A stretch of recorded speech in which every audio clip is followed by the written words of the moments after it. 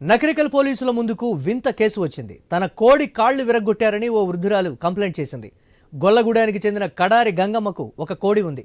రాకేష్ అనే వ్యక్తి ఇంట్లోని గెడ్డివాము వద్ద గింజలు తినదని ఈ క్రమంలో రాజేష్ కర్రతో కొట్టడంతో కోడి 2 కాళ్లు విరిగిపోయాయి. దీంతో గంగమ్మ తన కోడి కాళ్లు విరగొట్టిన రాకేష్ పై కేసు నమోదు చేయాలని బోరున విలిపిస్తూ పోలీసులకు కంప్లైంట్ చేసింది. తనకు న్యాయం చేయాలని డిమాండ్ చేసింది. కోడి అంటే లెక్కలేదా అంటూ ఆగ్రహం వ్యక్తం చేసింది.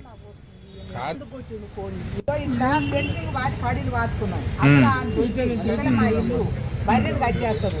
ఆ గడ్డి బయట కాడిపోయి గడ్డి బయట గడ్డి వేస్తే గడ్డిగా ఉంటుంది. ఆ వస్తువుని కట్టి తీసుకొని వేస్తే అట్లే కూలబట్టకపోదు. ఇప్పుడు ఆడి తీసుకొచ్చిన నేను చూడకుండా ఏమో మరి ఏమో వచ్చిందో ఆ చూడండి వాడిని మేము ఎట్లా అంటాం పండ్లతో మేము ఇద్దరం ఆడనే ఉన్నాం.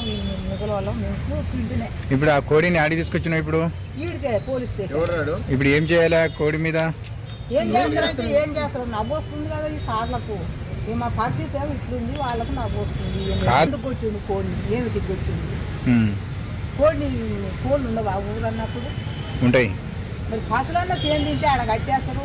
ఆ చిన్న పాయమాలు కట్టించుకుంటారు. మరి ఈ కోడికి కూడా మరి ఆ పాయమాలు కట్టించుకోక ఇలా కొట్టిండుగా. అంటే దానికి దండగా కట్టి ఏమంటావా? కేసు పెట్టమంటావా? దండగా నాకు దండు వద్దే వద్దు. దానికి ఒక శిక్ష. ఎందుకు కొట్టిండు, ఏమిటి కొట్టిండు, మళ్ళీ ఈ తాప పాలు తెరుపుకోకుండా మా జోలికి రాకుండా కేసే పెట్టాలి. దానికి ఎంత నాకు అని దండగా దళగవాడ అని దండగా నాశనం అయిపోయింది అని దండగా ముందు నష్టం కానీ మాకు ఆ దండగా సరే పొద్దున పిలిపిస్తు ఇది కావాలని చేస్తుండ్రు మమ్మల్ని. ఏం చేయం మేము?